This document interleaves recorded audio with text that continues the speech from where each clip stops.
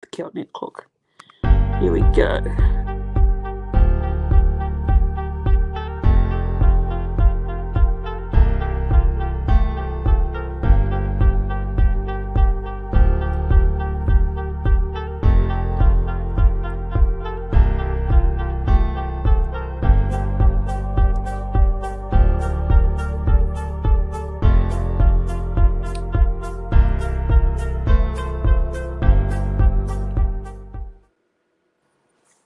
Hello everyone, Warriors NRL Fanatics. Welcome back to the YouTube channel, and tonight we're going to recap a massive week of NRL Finals, week 1, and we're going to review as well. And it's been a while since I've last done a live stream on the YouTube channel, and I'm doing this via my phone, which is a bit better because I think it's a lot better that way. But joining me tonight actually is this a good friend of mine, a mate of mine, and that is Hold the Ball. How are you doing, Hold the Ball? Hope you're doing well tonight. And how's your weekend been?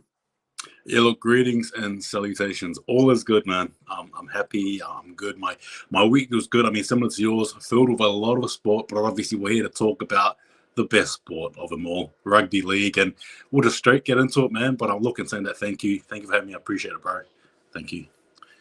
Yeah, no worries. Thanks for coming on, and we're going to talk about the NRL Finals, which was a great weekend of footy. I thought actually it was a good start to the Finals series, and we're going to go through them and talk about the players and that, and then give our thoughts on the game. But I'll just pop into the live chat, see how everyone's doing. So hello to Piripi Ikwasi, TJC Sports. How's it going, TJC Sports? And I'm sure we'll get a few more viewers during the stream. But Hold the Ball. I'll take it away here. So the Friday night game, last Friday night, 9th of September, was the Penrith Panthers taking on the Parramatta Eels. Yep. And the game, which scoreline finished with a 27-8 scoreline. Penrith, pretty dominant in the scoreline shows, but it was very much a close contest at the beginning.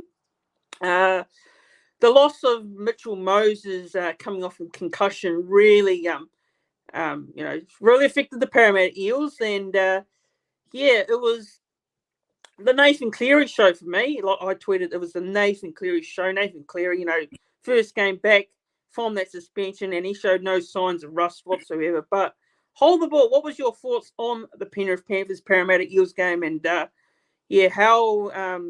good was Nathan Cleary? Yeah, look, the reality is, right, 5 weeks, we've seen the Penrith Panthers basically mix and match their whole team, right?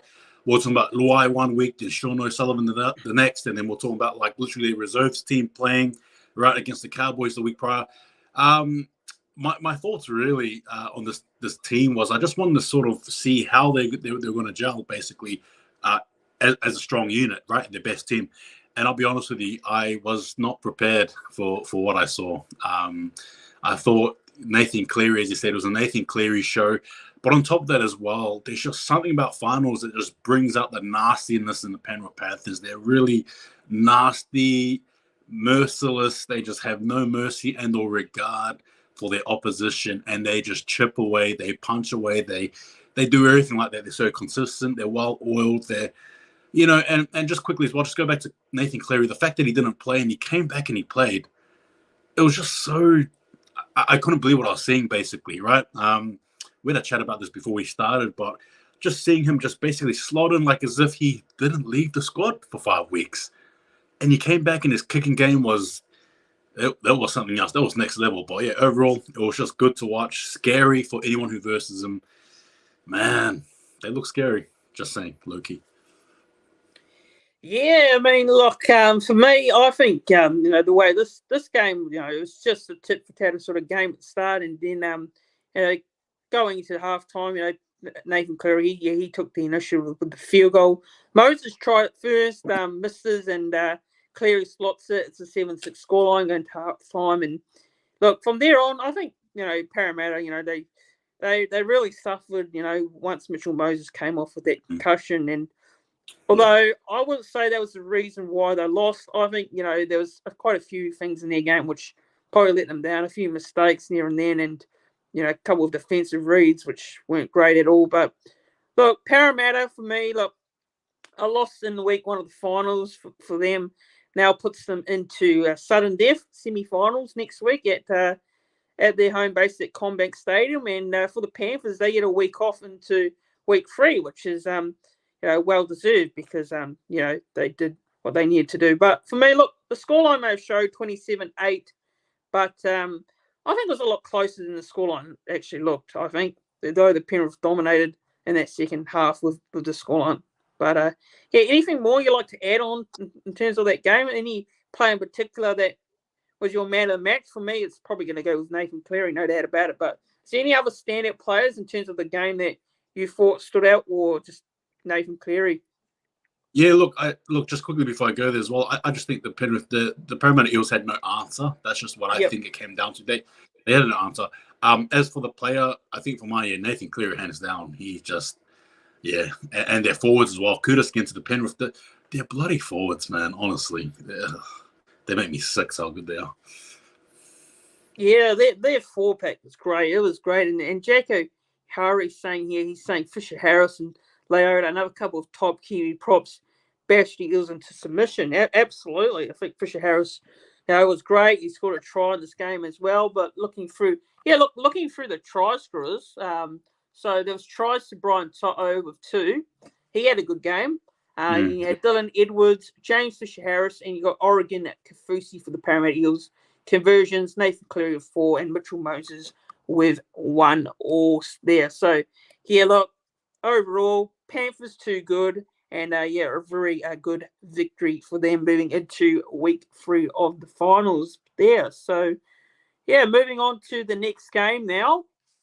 It's the Melbourne Storm versus the Canberra Raiders on the Saturday evening. Look, I can see Hold the Ball is loving this result as it's got a smile on his face here. But Melbourne Storm, I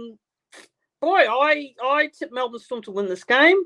I think Canberra, over the last couple of weeks have been great. They've really performed and they pushed themselves into the top 8, which is fair play to them. But the Melbourne Storm started off very slowly in this game, and the Raiders had a try early on. I think they scored through. Who did they score through? I think it was Tomoka. I think, Matthew Tomoka that scored the early try. And then the Melbourne Storm did hit back with a try to, I think it was Xavier Coates. Xavier Coates, he was on a bit of a mission there. He scored 3 tries. He scored a hat-trick. But the Raiders, they just continued to pile on the pressure.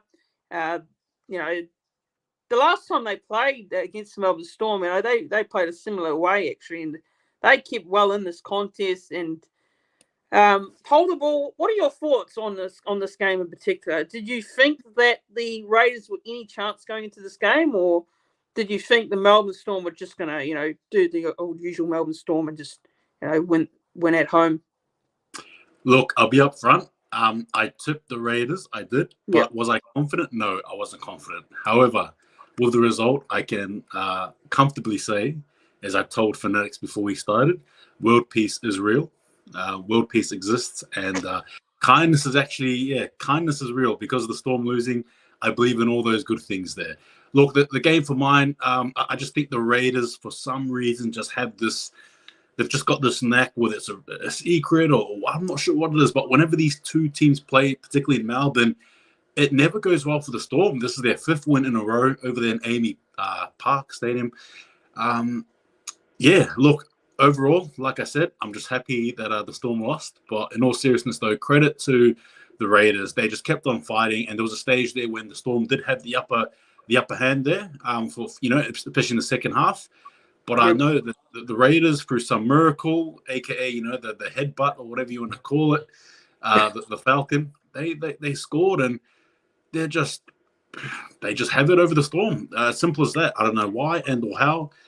As a Warriors fan, I'll do anything.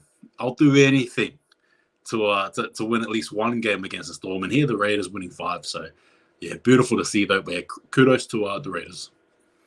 Yeah, so look, when I was watching back the highlights, I watched the game live and I also watched back the highlights as well. But there was quite a few standout players for me for the Raiders, actually, in particular. You know, you got the likes of your Elliot Whitehead, you've got Hudson Young, who's been having a great season. He's been very much one of the informed players for the Raiders in that second row position, and there's been talks around him potentially a selection for Australia at the Rugby League World Cup at the end of the year, which look, right now, if you're looking at his form, you can't say no to a possible selection for Hudson Young in that Australian side. But you know, he also had players like Jamal Fogarty stand up, and he scored a try as well in this game as well. So he played a pivotal role in helping the Raiders out in this game. But yeah, just going through some of the comments here. TJC Sports says, "Who is unhappy with the Storm Raiders result? Besides the Storm fans, got me buzzing that one. Only downside is Para having to play that informed Raiders next week." Yeah, TJC Sports is a massive Parramatta Eagles supporter, so all the best to his Eels this week. And another chat here, just going through the live chat. Bear with me, guys. So Jacko's saying it, Tarpanay, another outstanding Kiwi prop, was by far the best player on the ground. Yeah, look, hold the ball. What's your thoughts? Who was your a player that stood out for you in terms of this game, like on the field, like man of the match? For me, I'll probably have to agree with Jacko Hurry on this one. I think Joseph Tarpanay had a pretty good game actually, and the likes of Jamal Fogarty, as a shout out to him as well. But who was your stand-up player for this game? Yeah, look, I'm going to agree with Jacko here there. Look, the reality is, Tarpanay to me has almost become like an anchor for the Raiders, especially in that forwards department. Just the things he does. He's very, and I keep saying this all the time, and I'll keep saying it again and again. He's a very underrated ball carrier. He's very strong. A lot of people don't realize just how strong he is until you watch him dragging about 3-4 blokes with the ball in hand. He to me was definitely their best. I might even, I might even say Jamal Fogarty in spurts wasn't too bad as well. But no, definitely for mine, Joseph Tarpanay. Fantastic game for sure. Yep, he was outstanding, and full credit to the Raiders. They were a team that at the start of the year looked like, they were a team heading for bottom 4, but they really turned around at the right time of the season. And boy, you might not write them off here. They're looking like a dangerous side you don't want to be facing, because they're really, putting their hand up for potentially maybe going even further than week 2. You just never know. It's a big call. It's a massive call because they're taking on a Parramatta Eels team this week. So, look, the Raiders, I would be very wary of taking them on this week. Very wary. And I wouldn't be writing them off for a potential, who knows, potentially maybe making it through for the next week. But just another look into the chat here. So, TJC Sports says Tarpanay man of the match. To me, it was unbelievable. Yep. And Jack O'Hurry's saying here, Tarpanay loves being a leader. I'd make him a Kiwi captain. Wow, interesting call there, Jackie Harry. I like that. Yep, I definitely agree, and he's definitely a shoo-in for the World Cup. Look, I think, you've got to have him in that squad, no doubt about it. Yeah, there's no doubt about it. He slots right in. But yeah, anyways, moving on to the next game now, and boy, this was another cracking game. It was an absolute belter. The Cronulla Sutherland Sharks versus the North Queensland Cowboys, and boy, what a game this was. Look, it was a very tit for tat sort of game, and both these sides, were cancelling each other out each time. You just, one side took the lead, the next team just rebounded back.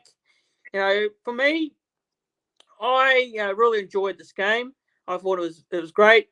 Both teams, yes, defensively weren't great. You can throw it out there. This was a bit of a surprise in itself because these two teams are really highly ranked in terms of their defense this season. But that was thrown out of the window in this game. Particularly, it was just a high-scoring match. The Sharks, I thought they had it. In the second half, I really did. I thought they were going to go on and win it. But the Cowboys, they just keep fighting back. They just typical North Queensland Cowboys spirit, like they have been all season. Tried to Jason Tamalolo with only seconds remaining to level the scores, and then we go into extra time. Both these teams couldn't be separated in extra time, and we went to a golden point where Valentine Holmes kicked a 45-meter field goal. Boy, what a kick that was! 45 meters, ice cold. Valentine Holmes, he seals it, and the Cowboys, they get the victory over the Sharks down there in the Shire. None tougher place to play the Cronulla Sharks in the Shire, and they got the win there. But hold the ball. What was your thoughts on the whole game as a whole? What were your general thoughts and the way it played out? Yeah, look, I unfortunately couldn't watch the whole game just due to personal reasons, but I did sort of watch the replay and stuff like that. Overall, I thought it was definitely a good game for the casuals. You know, for those of you who love watching the scores and, you know, no defense, but basically just pure attack. This game was for you. Had all the drama and obviously a yellow card as well, right? So that might be a bit controversial there, depending on what side of the fence you're on. But I thought overall it was a good, intense, you know, just box up, basically a bit of a boxing match where there was no rules. But yeah, ultimately at the end, obviously, you know, there can only be one winner. And I thought for mine that Cowboys, like you said, you know, there's just something about the Cowboys and that spirit, just that DNA in them, right, to just keep fighting back. And obviously, you know, it's a bit poetic though with Val Holmes scoring the field goal against his old side in the Cronulla Sharks as well. So, you know, just that there, a bit of food for thought there. But overall, a good game nonetheless. But definitely one for the casuals. But in saying that, obviously, you're a Cowboys fan, you're loving it. If you're a Sharks fan, damn, you're gonna hate it. That's for sure. Yeah. Look, going through the try scorers for this game, I forgot to go through the try scorers in the previous game as well, so a bit of apologies here. But going for the try scorers here, so Toby Rudolph scored a tries, Talakai as well, and William Kennedy, Cameron McInnes for the Sharks. As for the Cowboys, Tom Gilbert, who scored the opening try of this game. Tom did, and boy, what a try that was, an individual try there. Peter Hiku as well. Boy, he had a great game. 300-plus running meters. Outstanding there for Peter Hiku. Boy, that really does hurt as a Warriors fan to say that. But, yeah, look, he was outstanding. Murray Talangi scored, as well as Jason Tamalalo. And the conversions, Nicholas Hines with 5 from 5. And Valentine Holmes with 4 from 5 there. But, look, in terms of this game, man of the match, who do I reckon stood out for me? Well, I'm probably going to go with Val Holmes, the guy that kicked the field goal. There's quite a few other standouts as well. Jason Talmai had a great game. Peter Hiku as well. Tom Dean, I thought was great. But for me, it was Val Holmes as man of the match. But hold the ball. What are your thoughts? Who was your man of the match in terms of this game? Yeah, look, obviously, you know, you'd normally drift straight to Val Holmes for kicking the field goal, but I thought for mine, even Nico have a bad game for the Sharks. Yep. You know, had I reckon the Sharks won, I think we're probably saying he might be man of the match. I thought he wasn't too bad actually myself. But yeah, no, I go with Val Holmes for mine. Yeah, terrific again. Just coming clutch and like you said, ice, right? Ice in his veins, man. That's all he's about, man. Yeah, no worries. And yeah, let's go Bulldogs, the same game of the year. I actually agree. I think it's one of the games of the year. But moving on from that game now, speaking of the next game, boy, yeah, this was remarkable. This game, this was an absolute cracker. It is the Roosters, the Sydney Roosters, taking on the South Sydney Rabbitohs on the Sunday afternoon there at the new redeveloped Allianz Stadium in Sydney. It was a packed out crowd there, sold out. Two of the most biggest arch rivals in the game of rugby league, biggest rivalry ever in the NRL, no doubt about it. But this game, wow, I mean, the way this game started was absolutely tit for tat. Both of these teams very physical and upfront early on. There was a couple of sin bins early on. There was a couple of high shots in between. But, boy, the Sydney Roosters, in terms of this game, I thought they started the game pretty well, but the Rabbitohs, you know, with they had like one stage they had 11 on 13.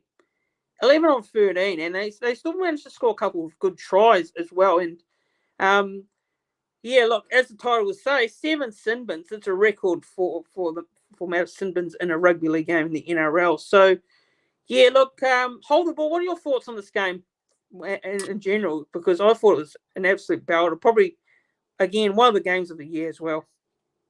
Yeah, look, 3 words: Sin Bin Sunday. That's probably the best way to describe it. Again, as Fanatics touched on, the 7 cards there definitely, in my opinion, played a big part in the game. I thought for mine it was actually looking, I suppose, looking like a contender of the year type of game. But obviously, with Tedesco and Crichton going down, and then obviously the ball in the last stages of the first half, you sort of already knew that by then. Anyway, I did that it was probably over. I think. Although in saying that, it was just like you said, it was a slobber knocker. It was just a back and forth. It was, in my opinion, though, messy. I just thought it was messy. I thought it was messy, though, to be honest. Particularly with the cards, it was a very messy, undisciplined game where I think, and this might be a bit of an unpopular opinion, but I almost think that the way these two teams play, because of their history, I almost feel like they feel entitled to play in some sort of way that, they almost throws the rule book out the window. And again, I'm not ref blaming, but I think the ref could have adjudicated the game a bit more better. Could have ruled it a bit more better. I think could have had a bit of a fine line, fine rule, as opposed to just sending players left, right, and center off. I don't know. Overall, a good game to a degree, but I think the injuries definitely. I think that's the reason why the Roosters lost. I know some may disagree, but I think they lost because of the injuries. Rabbitohs taking advantage of it and winning where it really matters the most, right? Because nobody cares about the last game they had last week. It's all about this week, and Rabbitohs have kicked the Roosters out of the comp.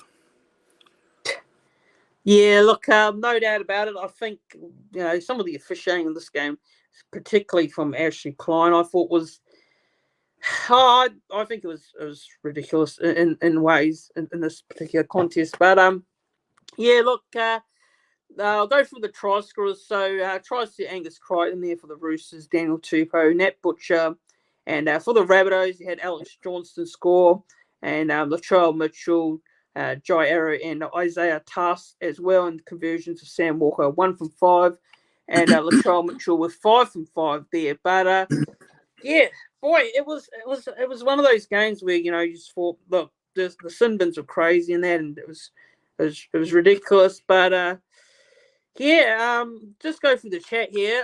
So Sam Rebel is saying, howdy gents, how's it going, Sam Rebel? Hope you're doing well. Hey, brother. And Let's Go Bulldogs says Let's Go Bulldogs, sorry, said Roosters missed Tedesco a lot. Yeah, he did. They did miss James Tedesco a lot. His impact was just hard to replace. Once he came off, failed that concussion, it was just it was hard to see the Roosters coming back into it for me. But yeah, I mean, look, what is your thoughts actually on some of those tackles, in particular of Thomas? Was it Thomas Burgess? I think it was that had a few had a few indiscretions there with the tackles. But what are your thoughts on that? There's quite a few calls, that. Yeah. Look, Fanatics. The big talking point I think was basically just touching on Tom Burgess. So he obviously, the reason why James Tedesco didn't play was because of that hit, that he received from Tom Burgess.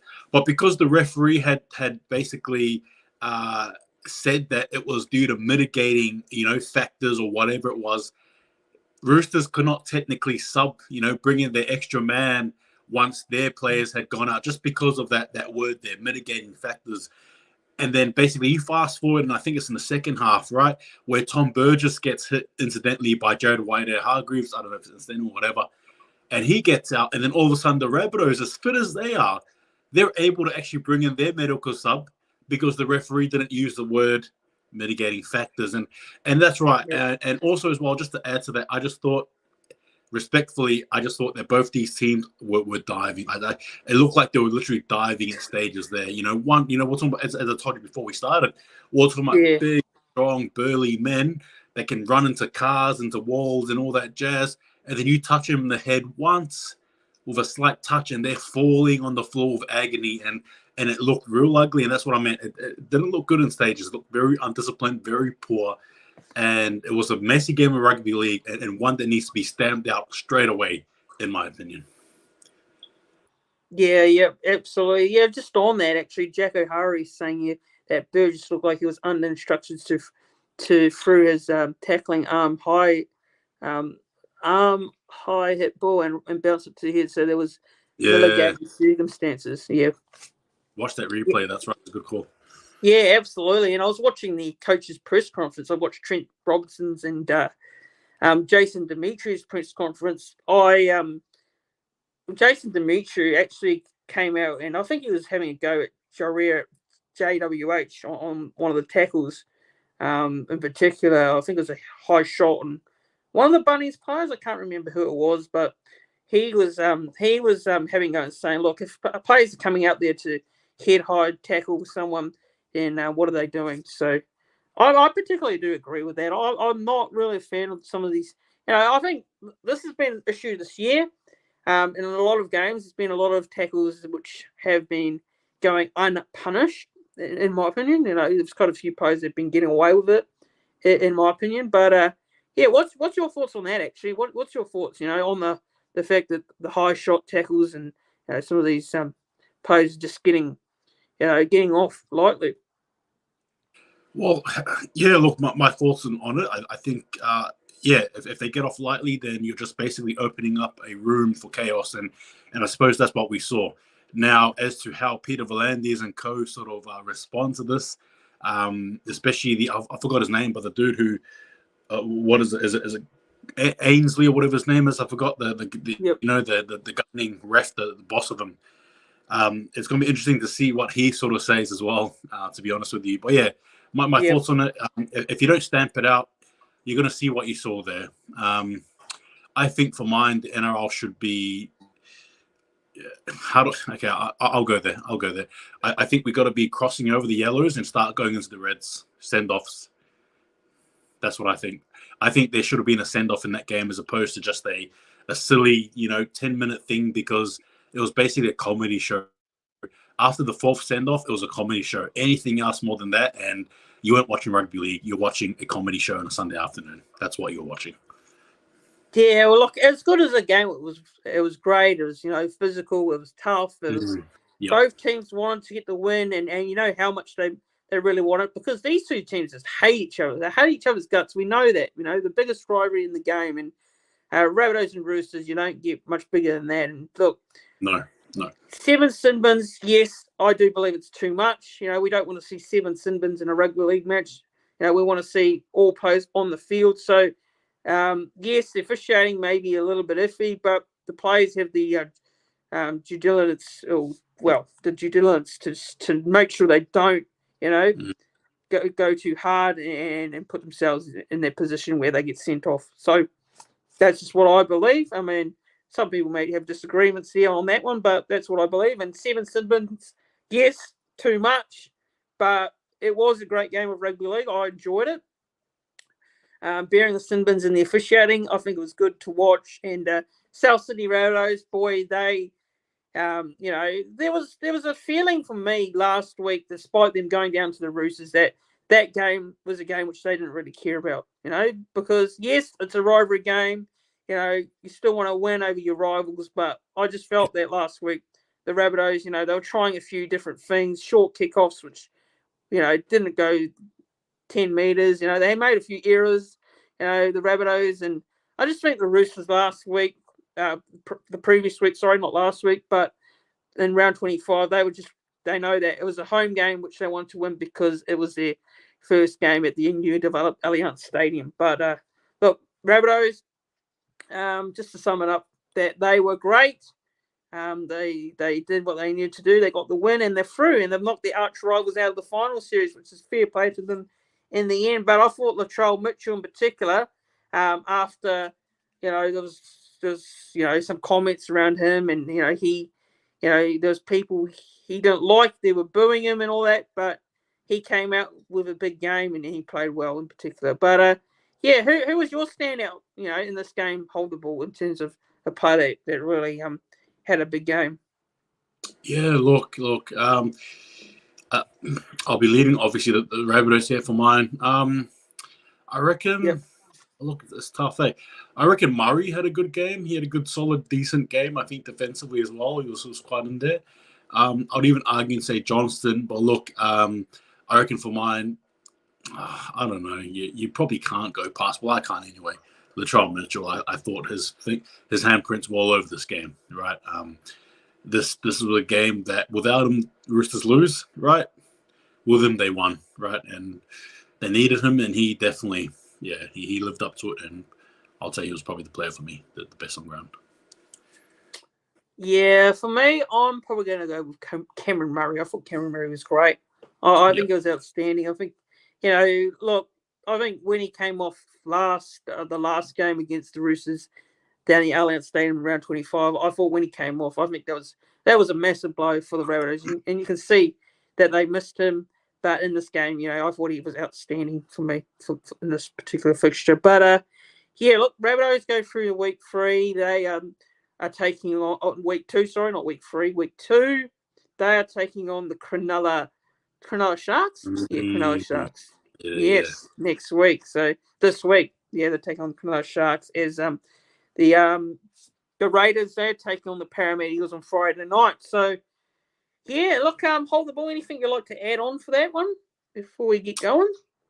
Yeah, look, the reality is, it was a decent week 1, right? Yep. In terms of everything we saw, I thought it was decent.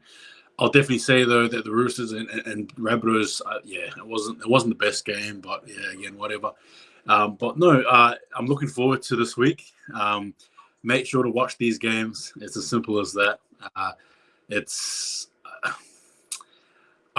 think we're gonna.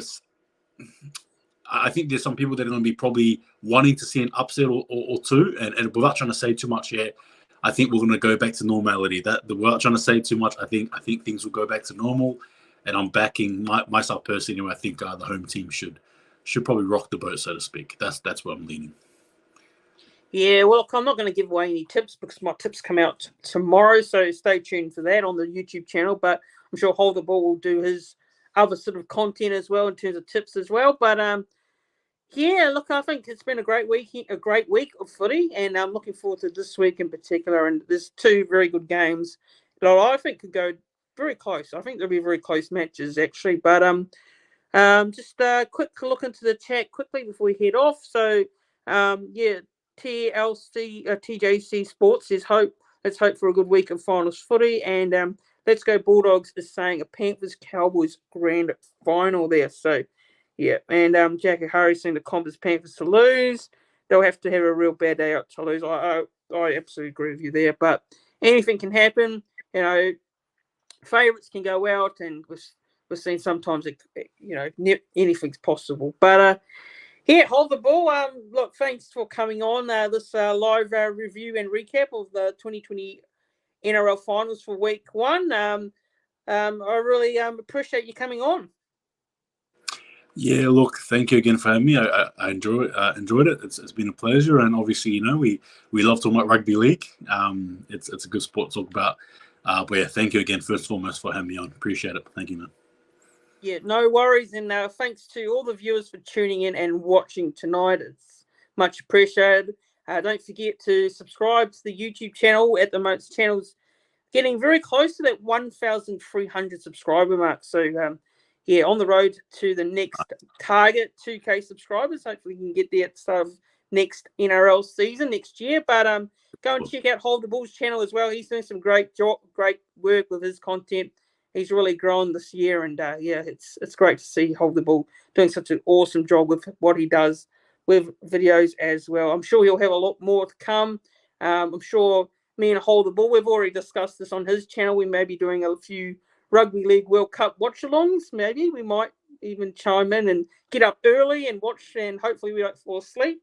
So, looking forward to the Rugby League World Cup. That should be good, actually. Can't wait for that. Obviously, with the NRL Finals still going, you've got the grand final, and then we go into the Rugby League World Cup, which we'll have a lot of content on the channel to previews, reviews, watch-alongs, all sorts. But stay locked into the channel for that.